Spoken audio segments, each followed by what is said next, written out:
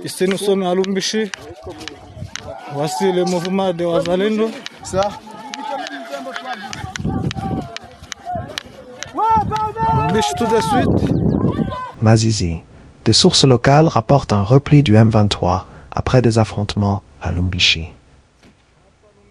Bienvenue sur SkyZ plus 243, votre chaîne d'information. Nous vous invitons à aimer, commenter et partager cette vidéo afin d'accroître sa visibilité et de permettre au plus grand nombre de suivre l'évolution de l'actualité en République démocratique du Congo et ailleurs. Des sources locales rapportent que de violents affrontements auraient opposé les forces armées de la République démocratique du Congo, FARDC, appuyées par des groupes Wazalendo, à des combattants de l'AFC M23 dans le secteur de Lumbishi, en territoire de Masisi, au Nord Kivu. Selon ces informations, qui n'ont pas fait l'objet d'une confirmation indépendante, les éléments de l'AFC M23 se seraient repliés après une forte contre-offensive des forces congolaises. Les mêmes sources affirment que plusieurs armes et munitions auraient été abandonnées sur le terrain au cours de ce retrait précipité. Si ces informations étaient confirmées, elles pourraient témoigner de l'intensité des combats qui se poursuivent dans cette partie de la province. Pour de nombreux observateurs, les affrontements autour de Lumbishi illustrent une nouvelle fois la volatilité de la situation sécuritaire dans l'est de la République démocratique du Congo, où les lignes de front évoluent régulièrement au gré des offensives et des contre-offensives. Du côté des partisans des FARDC, ce repli est présenté comme une démonstration de la capacité des forces congolaises à résister et à reprendre l'initiative sur certains axes stratégiques. Ils estiment que les succès militaires ne doivent pas seulement être évalués à travers les conquêtes territoriales, mais également par la capacité à infliger des revers à l'adversaire et à préserver les positions défensives.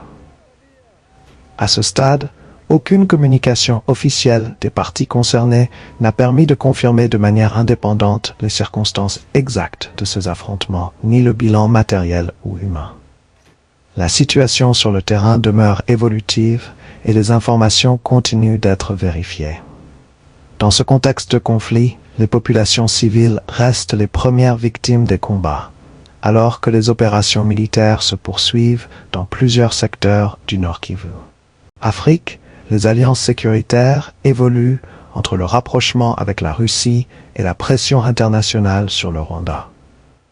Le paysage géopolitique africain connaît de profondes transformations, alors que plusieurs pays cherchent de nouveaux partenaires pour répondre aux défis sécuritaires qui persistent sur le continent.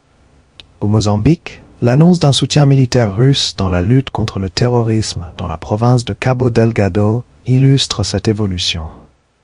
Face aux attaques des groupes armés affiliés à l'État islamique, Maputo explore différentes coopérations internationales afin de renforcer ses capacités de défense et de stabiliser les zones touchées par l'insurrection.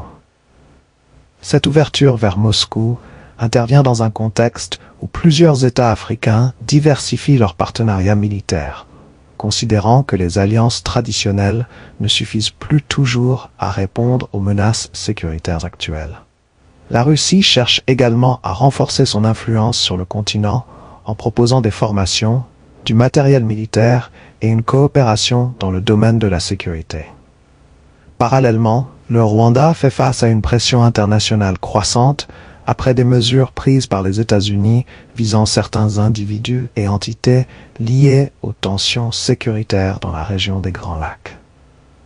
Ces sanctions pourraient avoir des conséquences sur l'accès à certains mécanismes de financement, de coopération ou de soutien international.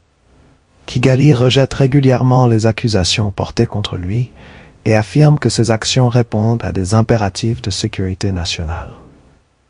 De son côté, la République démocratique du Congo accuse le Rwanda de soutenir l'AFC M23 dans l'est du pays, une accusation que les autorités rwandaises contestent.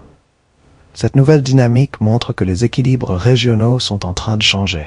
Les États africains cherchent de plus en plus à multiplier leurs partenaires stratégiques, tandis que les grandes puissances renforcent leur présence sur un continent devenu un enjeu majeur de compétition géopolitique. Entre la lutte contre le terrorisme, les conflits régionaux et les rivalités d'influence, l'Afrique entre dans une nouvelle phase où les choix sécuritaires de chaque État pourraient redessiner durablement les rapports de force internationaux. RDC-Rwanda, les accusations de violation des engagements sécuritaires relancent le débat sur la réponse de Washington. La question du rôle du Rwanda dans le conflit à l'est de la République démocratique du Congo revient au centre des discussions internationales après de nouvelles accusations concernant le respect des engagements pris dans le cadre des efforts diplomatiques visant à mettre fin aux tensions régionales.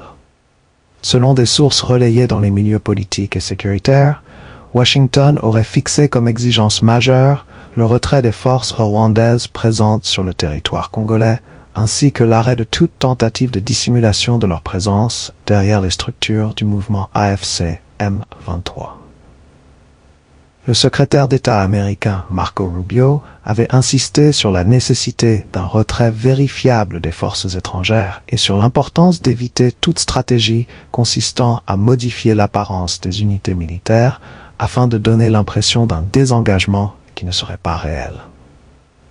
À l'approche de l'échéance évoquée par certains observateurs, la question du respect de ces engagements suscite de nouvelles interrogations. Des accusations relayées par plusieurs acteurs affirment que des éléments militaires rwandais seraient toujours présents dans l'est de la RDC et que certains auraient adopté l'apparence de combattants du M23 afin de masquer leur implication directe.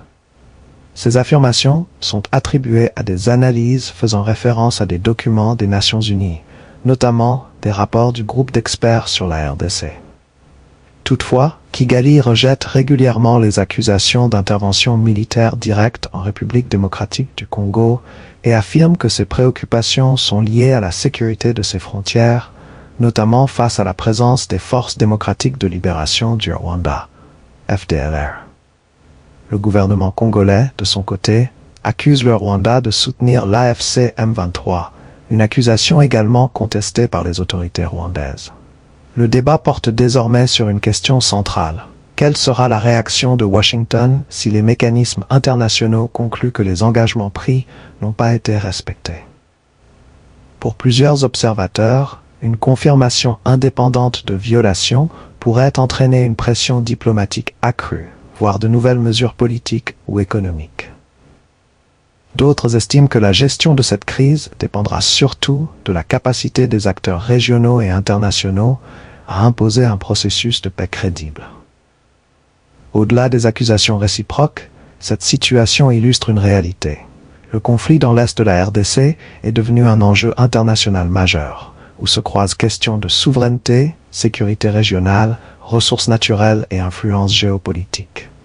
La prochaine étape sera donc déterminante.